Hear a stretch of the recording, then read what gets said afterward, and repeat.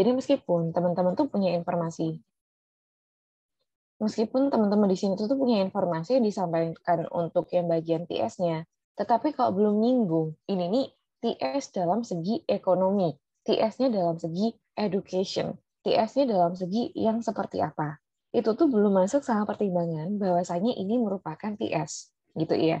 Kalau misalnya teman-teman ketemu nih, perasaan untuk yang di bagian buku modul kemarin itu tuh kita ketemu loh. There were, however, ways to tackle these problems. Benar, tapi dia digunakan sebagai the government should provide alasan. Misalnya itu tuh ngomongin masalah stay sama families. Terus ada lagi untuk edukasi. Terus ada lagi untuk research. Jadi kalau susunan utamanya di sini, misalnya, kita yang bagian sini ngomongin masalah edukasi. Ternyata meskipun banyak yang memiliki pengangguran, tetapi kalau niatannya itu tuh untuk mencari pendidikan yang lebih baik, banyak banget loh developed countries itu tuh yang memiliki kemampuan atau mungkin kualitas pendidikan yang jauh lebih tinggi. Kita singgung pendidikan. Penjelasannya apa? Contohnya bagaimana? Terus untuk yang bagian sini, ini ngomongin masalah kesehatan gitu ya misalnya. Oke, ngomongin kesehatan yang bla bla bla. Penjelasannya kayak apa? Terus bagian sini, ini nih contohnya kayak apa? Jadi untuk informasi ini disampaikan ke apa? Terus di sini, aspek-aspeknya itu tuh masih belum terlalu eksplisit untuk menyasar dari poin pertanyaannya. Karena kita mau nggak mau harus memberikan jawaban yang lebih precise untuk pengembangan TSS sama SD. Gitu. Nah, ini dari punya Kak Petrus. Oke, pahami, alright. Terus sama yang terakhir. Kemarin tuh aku juga review dari punyanya Kak Ananta. Punyanya Kak Ananta di sini lebih ke tambahan beberapa perbedaan ya. Kalau ngomongin masalah ke tipe soalnya sendiri, ini kan problem issue yang emang tayangnya cuma ke alasan. Tetapi informasinya itu tuh ini bukan menanyakan solusinya. Jadi yang bagian sini, pertanyaan kan emang nggak tanya soal solusinya kayak apa ya. Jadi kalau misalnya teman-teman kasih jawaban nih, ini alasannya dari segi bla bla bla, solusinya dari segi bla bla bla. Kalau misalnya soal ini nggak tanya soal solusi, otomatis kan ini malah out of topic. Bukan cuma masalah ini nggak digunakan sebagai penilaian, enggak ya. Tetapi justru ini jadi bumerang buat kita. Ini membuat task achievement kita tidak maksimal karena out of topic tadi. Terus untuk yang bagian sini, informasinya kan ngomongin masalah kenapa orang-orang itu tuh lebih suka tetap ke sana ya. Bukan untuk unemployment in developed countries. Kita nggak ngomongin masalah unemployment problemnya. Yang difokuskan untuk pertanyaan, kan ada nih beberapa negara maju itu tuh yang punya masalah soal unemployment. Tapi kenapa orang-orang itu tuh pengen tetap ke sana? Fokusnya, alasan kenapa orang-orang tetap ke sana meskipun tahu ini nih mereka ada permasalahan employment. Tetapi informasi ini, alasan itu tuh bukan berupa kenapa kok banyak unemployment. Ini yang dibedakan ya. Kalau kita misalnya ngomongin masalah kenapa ada unemployment, otomatis kan, oh iya nih ternyata job vacancy yang disediakan itu tuh nggak sama kayak SDM-SDM-nya. Oh iya nih ternyata jumlah orang-orang pencari kerja dibandingkan orang-orang yang menyediakan pekerjaan itu tuh jauh lebih kecil, bla bla bla. Terus pemerintah begini salah begini. Bener nih kita ngomongin masalah unemployment-nya. Coba kalau kita lihat dari perspektif soal seperti ini, misalnya ya, kita itu tuh datang dari negara berkembang, dari Indonesia. Kita pengen ke negara maju di situ, padahal udah paham nih, misalnya UK, atau mungkin kita ke Perancis, atau kita kemana gitu. Kita ngerti, di sana tuh masih ada unemployment. Tetapi kalau kita punya kebutuhan lain, misalnya ada keluarga di sana, atau mungkin kita emang lebih ke kesehatannya di sana itu tuh punya fasilitas publik untuk rumah sakit, terus alat-alat canggih yang tidak ada di Indonesia misalkan. Nah, itu tuh sedikit perbedaannya. Ini untuk poin yang pertama, dia itu tuh agak bergeser, terus untuk yang bagian sini udah sesuai, tetapi informasinya itu tuh kita usahakan jangan memiliki kata kunci yang sama. Ini, developed countries have a good government system. Developed countries have good public facilities, bla bla bla, dan seterusnya.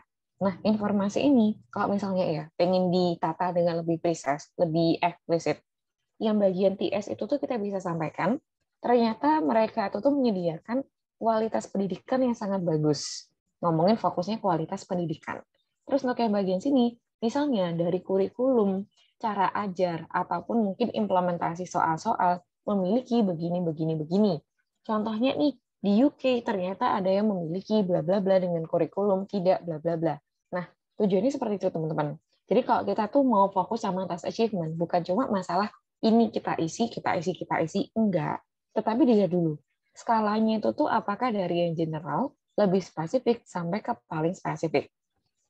Apakah idenya, ini nih udah ngomongin informasi yang sangat eksplisit, sangat precise, ngomongin edukasi barangkali, ngomongin masalah health condition, atau ngomongin masalah apa. Sehingga contoh yang kita gunakan di bawahnya itu tuh bakal lebih precise. Gitu. Nah, gimana? Ini dari punya Kananta. Untuk konsep seluruhnya, apakah teman-teman udah jelas, atau mungkin ada yang masih bingung sama konsep TSSS sama SD-nya?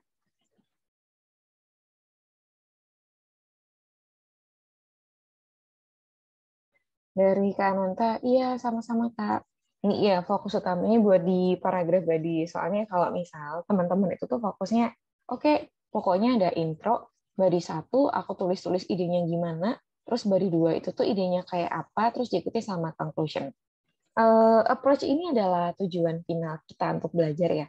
Cuma kalau kita perhatikan informasi di writing task 2, itu tuh ada juga, kenapa sih kok dia tuh temanku nih, nilainya itu tuh lebih tinggi daripada aku ya. Perasaan kalau ngomongin panjang esainya, aku tuh berhasil nulis 280 kata misalnya.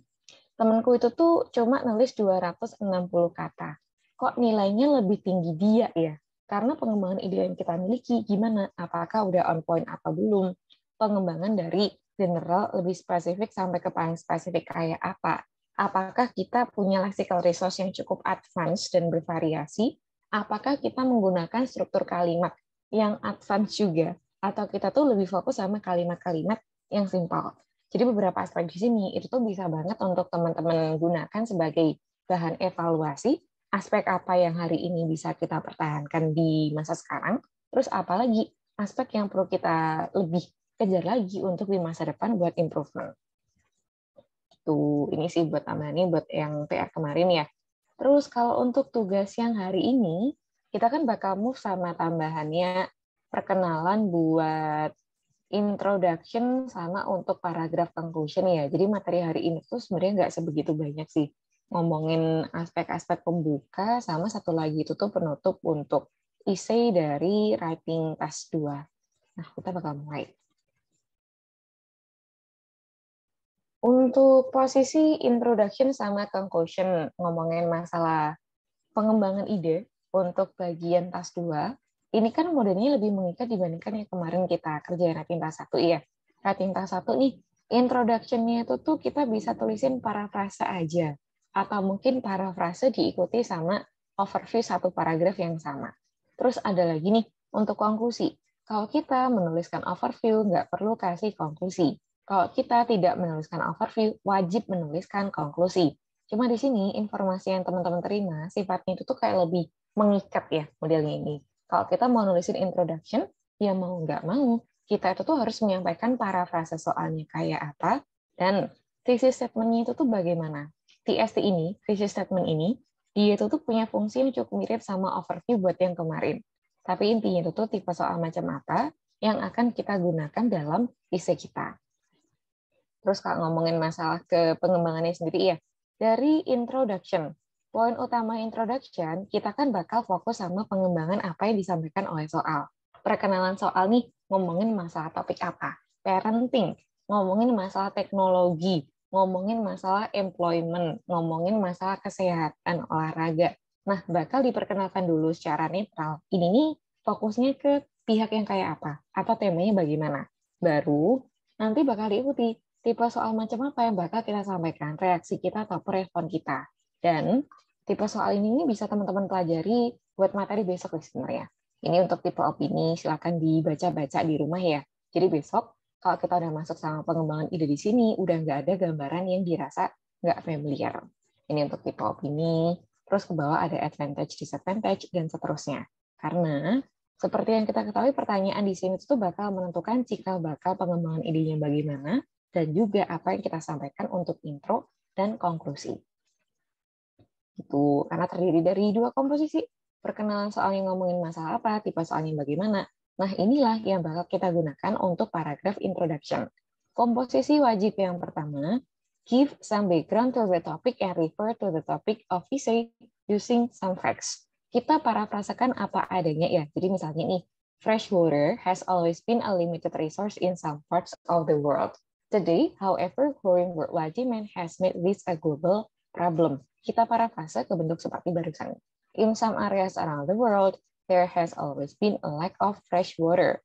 But this is now a global problem due to the growth in worldwide demand. Informasi parafrase itu tuh kan kita bisa approach dari beberapa cara ya. Misalnya nih, yang pertama kita bakal lihat dari sinonim. Ngomongin some parts of the world. Parts ini ternyata bisa loh kita ganti ke bentuk area. Terus however ini diganti ke bentuk but. Sedangkan untuk approach yang urutannya dibolak-balik, asalkan tidak menyalahi aturan grammar, fresh water ini kan awalnya digunakan sebagai subjek utama. In some parts of the world, dia ini merupakan adverb yang digunakan untuk akhiran sebuah kalimat. Ternyata dia tuh bisa loh kita gunakan sebagai awalan. Misalnya nih, in some areas around the world, there has always been a lack of fresh water. Fresh water ini merupakan satu bagian sama fungsi objeknya, lack of fresh water. Terus untuk kalimat simple ini ternyata bisa loh kita gunakan ke dalam satu kalimat yang sama untuk membentuk kalimat yang lebih advance. Dikasih koma, ini diikuti sama klausa yang kedua. Gitu, ini untuk parafrasenya ini. Terus untuk informasi yang kedua, TST, thesis statement. Inti utama TST ini sebenarnya itu untuk memberikan respon bahwasanya kita paham sama apa yang diminta oleh soal. Aku mintanya opini loh. Aku mintanya advantage, disadvantage. Aku mintanya problem issue. Kan soalnya seperti itu ya. Sehingga kalau kita tuh berhasil untuk menyampaikan poin utama, essay ini bakal membawakan alasan dan juga solusi. Nah, kita sampaikan, several factors have led to this increase, but there are measures that governments and individuals can take to solve this problem. Oke, ini tanya soal alasan, ini untuk fokus ke solusi. Aku udah paham nih pertanyaan soal, lebih ke problem issue untuk dua komposisi barusan. Oke, kita sampaikan. Modelnya seperti ini ya. Ini untuk informasi yang wajib kita tuliskan untuk bagian introduction. Cuma kalau misalnya teman-teman tuh pelajari buku-buku lain, kalau nggak salah apa ya namanya, itu tuh IELTS Buddy, atau ada juga versi Cambridge-nya juga, Cambridge, IELTS Buddy, atau apa gitu. Mungkin mereka tuh menambahkan background, teman-teman. Jadi background dulu, diikuti parafrase, baru diikuti sama TST. Background ini rupanya itu tuh kayak ancang-ancang, ataupun kayak kita tuh mau kasih pemaparan sebelum kita masuk sama inti utama parafrase. Cuma di sini tuh aku kurang sarankan sama teman-teman, kenapa sih? Karena banyak banget ya. Di masa lalu buat aku memberikan penjelasan soal introduction, kita bisa loh kasih intro begini-begini, baru parafrase, baru untuk TST. Tapi mungkin karena waktu itu tuh banyak banget yang baru kenal IELTS, sehingga meskipun aku perkenalkan satu kelas ke kelas yang lainnya, arah background itu tuh malah jauh lebih spesifik dibandingkan yang diminta oleh soal wajib. Jadi, karena emang di sini tuh kita kayak cuma fokus sama poin-poin utamanya, kalau misalnya teman-teman di belakang nanti nih mau mengaplikasikan bentuk background ini bisa digunakan asalkan komposisinya itu tuh tidak sespesifik, tidak sangat mendetail kalau kita bandingkan sama pengembangan di bagian selanjutnya. Itu boleh ya, cuma yang wajib itu tuh cuma ini nih, untuk parafrase soal sama ada lagi TST. Kemudian konklusi. Untuk paragraf terakhir konklusi, kita wajib menggunakan transisi, misalnya kayak by way of conclusion, take everything into account, atau in conclusion, ini silakan dipilih salah satu aja, dan wajib teman-teman isiin. Tujuannya buat apa nih? Nanti kan ada penilaian soal koherensi sama kohesi ya. Otomatis, penilaian koherensi sama kohesi ini tadi, dia tuh bakal fokus sama bagaimana kita memindahkan ataupun mengarrange paragraf, jelas. Terus ada lagi nih, transisi, cohesive devices, ataupun konektor yang bakal kita butuhkan, dinilai juga. Jadi kalau misal kita tuh udah cerita nih, ini untuk introduction, ini untuk baris 1, baris 2-nya, kan waktu kita masuk ke conclusion itu tuh dia polanya beda ya. Ini ngomongin aspek yang lainnya. Sehingga inilah yang bakal kita fokuskan.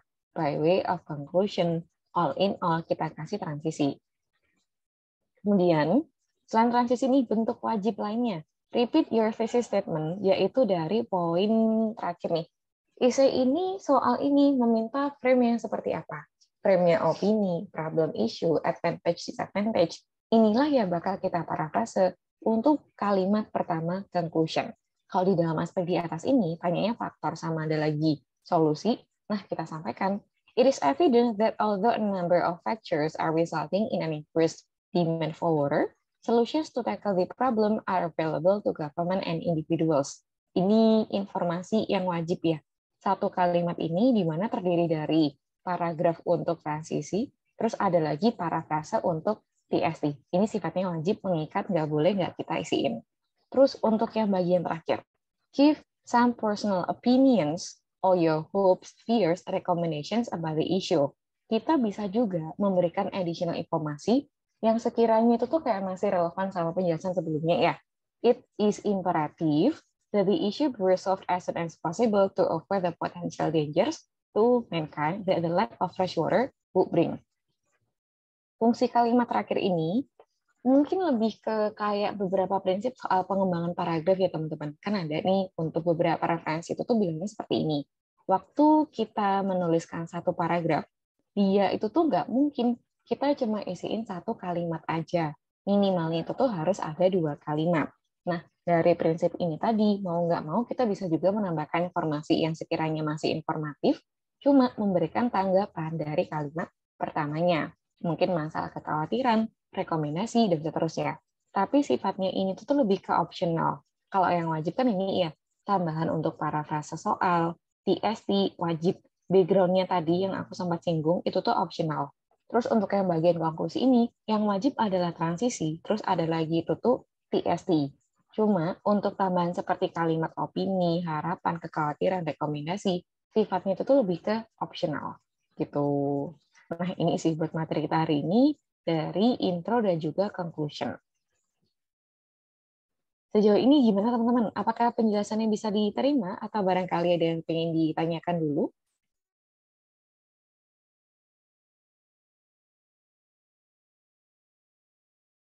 Izin tanya, Miss. Iya, silakan Kak. Kalau yang di konklusi ini, Kak, kalau kita mention lagi a number of factors are resulting, kemudian solutionnya available, itu repetitif nggak ya Kak dari yang atas gitu? Karena di atas sudah ada several factor dan there are measured di intro Kak. Kalau untuk introduction bagian sini Kak, misalnya kita khawatir ya, wah ini ada informasi yang sama nih. Boleh banget untuk teman-teman ganti ya. Soalnya kalau kita perhatikan kan, ini nih maksudnya paragraf pertama. Bari 1, bari 2, terus ada lagi baru paragraf terakhir itu tuh kan conclusion ya. Nah, misalnya kita khawatir nih, wah ini jangan-jangan kok ada informasi yang sama ya. Ininya faktor juga. Kita bisa ganti seperti cause ataupun reason. Terus ada lagi nih, measures, solution.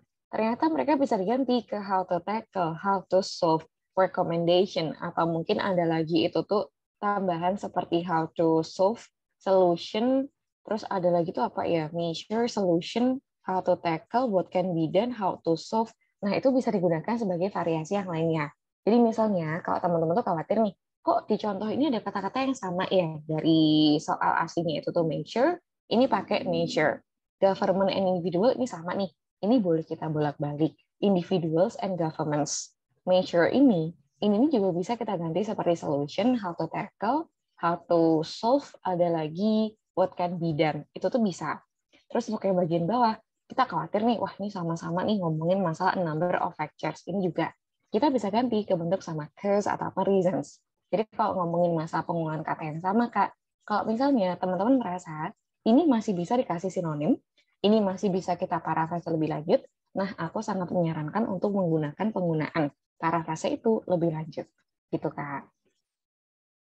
Oh iya Kak, kalau dari task 1 writing kan kita biasanya kalau overview apa Kak kayak menyimpulkan gitu. Terus boleh nggak Kak kalau conclusion di sini misal nih Kak di body 1 kan kita bahas yang faktornya, terus mungkin di faktor itu kita lagi bahas faktor yang paling dominan tuh ini loh. Nah boleh nggak Kak di conclusion kita langsung spesifik gitu Kak. Jadi apa ya evident that misal uh, relatively higher population is the main factor of the lack of fresh water gitu, boleh nggak Kak? Atau harus yang general gitu Kak, conclusion-nya? Kalau untuk ini sebenarnya agak nyambung juga sama TS ini Kak Petrus. Jadi yang disampaikan Kak Petrus kan fokusnya untuk conclusion ini ya. Pola barusan itu bisa juga, tapi untuk parafrase TS. Jadi kalau kita fokus yang tipe kayak gini kan ini parafrase TS full ya Kak. Oke, ngomongin masalah alasan dan juga untuk solusinya. Terus yang dipakai sama Kak Petrus barusan itu tuh bisa juga, tapi fokusnya untuk ke parafrase TS yang kita sampaikan di body 1, yang kita sampaikan di bagian body 2, itu tuh boleh kita sampaikan tapi bagian TS-nya tadi. Misalnya nih, bahwasanya ada masalah mengenai overpopulated area yang mana bisa diselesaikan dengan cara menekan program untuk kehamilan dan bla bla bla. Titik. Kalau kita sampaikan kayak gitu di kalimat pertama konklusi, boleh banget. Ini pun juga bisa teman-teman sampaikan untuk tipe dari TST di atas. Ada beberapa itu tuh yang menyarankan fokus utamanya apa sih? Alasan. Terus ada lagi solusi, oke kita sampaikan alasan dan solusi. Ada lagi itu tuh bahwasanya overpopulated bisa digunakan sebagai alasan utama dan program pemerintah yang ini bisa digunakan sebagai solutionnya misalkan. Informasi barusan itu tuh juga bisa banget karena seperti yang kita ketahui variasi untuk rating tas 2 ini kan sangat banyak ya Kak. Cuma di antara sekian banyak variasi itu harapannya kita tahu ini fokus untuk ke parafrase TST. Aku nanti menggunakan tipe yang parafrase TS, sehingga informasi yang kita aplikasikan itu nggak nge-mix. Karena banyak banget yang menggunakan referensi A, B, sama C. Yang ada tuh kayak gini, Kak. Untuk alasannya adalah karena overpopulated area, dan IC ini juga menyampaikan solusi, titik. Yang faktor ini disampaikan alasannya gara-gara apa, yang solusi cuma nyinggung solusi, tapi kata kunci TS-nya tuh nggak disebutkan. Ada juga yang seperti itu. Jadi kalau misalnya dari Kak Petrus atau teman-teman menggunakan format yang sama nih, alasannya itu tuh dari overpopulated, solution-nya nanti itu tuh program pemerintah harus bla bla bla. Boleh gitu. Oh iya Kak, kalau saya penasaran Kak, kalau di conclusion tiba-tiba ada informasi baru tuh sebaiknya jangan ya Kak, harusnya udah yang mention di paragraf body 1, 2, atau di intro gitu ya Kak? Introduction-nya ini tuh lebih ke ide baru nyambung sama informasi lebih lanjutnya dari body 1 atau body 2 atau kayak gimana Kak? Atau ide yang beneran baru sebelumnya Iya nggak beneran. pernah di-mention? Jadi di kalimat di paragraf sebaiknya jangan ya Kak kalau conclusion. Sebaiknya dihindari. Soalnya kalau ngomongin masalah ke poin utama konklusi ini kan dia tuh kayak penutup ya Kak modelnya tuh. Ini nih ngomongin pemaparan idenya secara netral begini, kita nanti mau membahas apa. Pengembangan ide kita nanti kan utamanya tertuang sama bari 1 sama bari 2. Terus kalau misalnya nih di konklusi ini, teman-teman tuh ada ide bahwasanya sebaiknya program-program dari pemerintah seperti ini dan ini cukup efektif di negara UK yang bla bla bla misalnya. Nah, ini kurang disarankan kalau meskipun teman-teman tuh udah bagus di bagian awal-awalnya, tetapi ada tambahan di UK begini-begini, ada program pemerintah yang bla bla bla, ide baru yang meskipun dia tuh relevan, tapi kan nggak cocok sama fungsi conclusion itu sendiri. Ini pun juga kurang maksimal dari TA-nya, gitu. Oh iya, oke Kak, thank you Kak. Oke, siap. Nah, ini dari Kak Petrus. Terus dari teman-teman yang lain gimana? Aku pengen tanya nih, apakah mungkin ada yang pengen dikonfirmasikan atau mungkin teman-teman sejauh ini udah aman?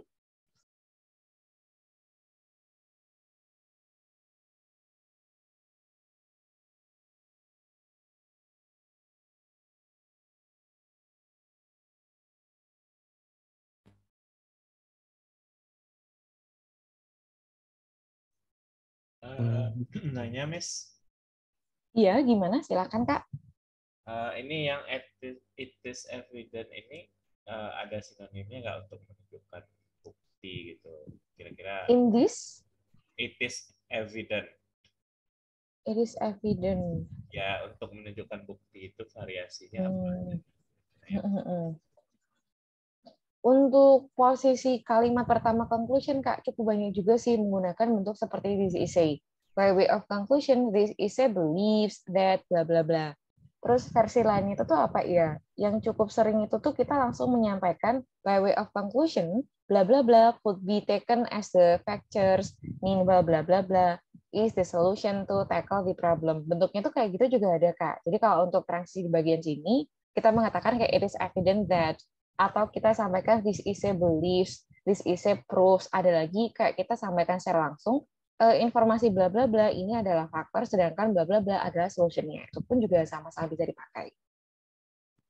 Oh ya, jadi berarti tergantung kita untuk apakah pakai transisi atau bisa langsung setelah yang transisi awal by way of conclusion on all that.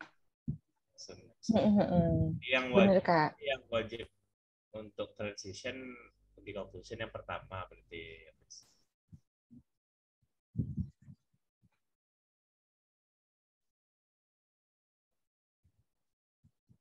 Iya, transisinya untuk yang pertama terus gimana, Kak? Suaranya kok agak hilang ya? Gini, itu kan untuk conclusion kan wajib pakai transition ya di awal. Nah, tapi untuk setelah koma berarti bisa divariasikan, nggak harus dikatakan it is evident, bisa juga langsung seperti tadi ya, number of factors, the cause is, dan lain-lain gitu ya, Mas. Kalau untuk masalah struktur kalimat tuh sebenarnya sangat luas sih, Kak. Jadi kita nggak hanya punya satu arahan aja untuk format struktur yang seperti ini, tapi kalau misal teman-teman punya struktur kalimat yang lainnya, sekiranya masih cocok buat komponen dari conclusion, ini boleh banget buat dipakai. Ya, oke, Mas. Thank you. Oke, siap. Nah, ini dari Kak Ciko. Terus kalau ngomongin masalah ke latihan kita hari ini nih teman-teman, kita tuh bakal ada 2 sesi ya. Satu untuk analisis tipe soal, satu lagi itu tuh untuk pengerjaan intro sama conclusion. Jadi silakan teman-teman buka di halaman 166. Di halaman 166 ini, kita yang pertama bakal analisis tipe soal dulu dari 10 yang tersedia. Analisis tipe soal.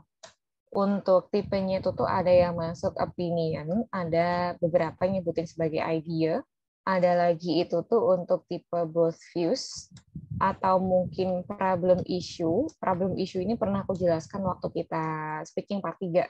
Silakan dibuka catatannya ya. Cause, effect, solution, beserta para parafrasenya mereka. Terus ada lagi itu tuh untuk yang advantage, disadvantage beserta para parafrasenya mereka, sama ada lagi untuk tipe yang mix. Cuma ada 5 soal ini, teman-teman sekarang masih belum diarahkan untuk ngerjain intro sama conclusion-nya ya. Untuk sesi yang pertama, silakan analisis dari pertanyaan kayak, to what extent do you agree or disagree? Terus ada lagi nih, is this a positive or a negative trend? Dari pertanyaan seperti ini, dia tuh masuk ke tipe soal seperti apa. Sehingga nanti untuk sesi yang kedua bakal lebih gampang untuk memutuskan komponen apa aja yang akan kita gunakan untuk intro dan juga untuk conclusion-nya. Terus kalau untuk waktu pengerjaannya nih, sekarang kan jam 9:39 ya.